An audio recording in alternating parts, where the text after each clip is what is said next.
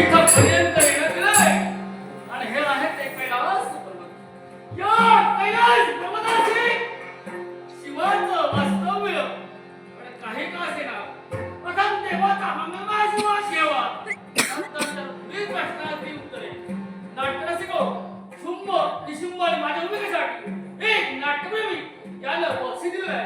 समोर ज्योतीला वंदित करून संगीतचा सहकलाकार रामेश्वराच्या अवतार नाट्यवृंद श्रीकुला यांच्या वतीनं आभार आभार.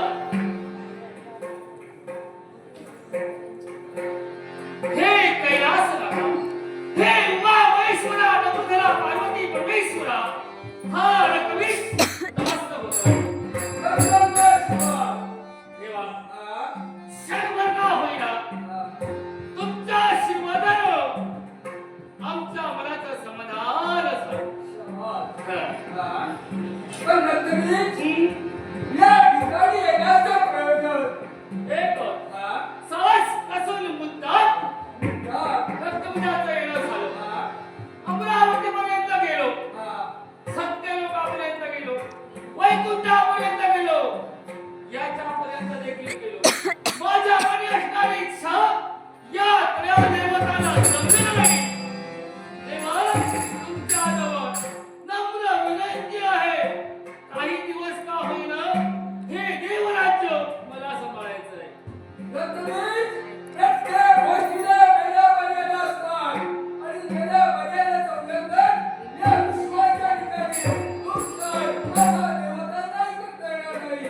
त्यामुळे तुला जी इच्छा निर्माण झाली आहे ती इच्छा संप्रती पूर्ण होणार नाही. देवा, माझ्या मनी इच्छा निर्माण झाली आहे, ही तुमच्याकडून पूर्ण होणार नाही असं तुम्ही म्हणता. मग ऐका, मी माझी मनाचा आहे. मी मनात इच्छा करून या कैलास पर्वतापर्यंत आलो आहे. जोपर्यंत माझी इच्छा पूर्ण होत नाही तोपर्यंत कैलास सोडून पुढे जाणार नाही. नेहमी काही घालवल्या साऱ्या देवांवर स्वारी केली आहे. त्या घालवाची काय परिस्थिती झाली तशी तुझी होणे असते. मार्गातला मोकळा हात जाऊ शकतो. शबास देवा, आले ते वेगळे, ज्यांना संपलाच का वेगळे, आणि समोर जो उभा तो काळाचा मार्ग उभा लक्षात ठेवा. काही झालं तुझी इच्छा आम्ही देवाला पूर्ण करू शकत नाही. वाले देवतांनो, जर का माझी इच्छा पूर्ण नसाल, स्वतःच्या पराक्रमावर तुमच्या इथे काय कुठे निर्माण होईल हे सांगता येणार नाही.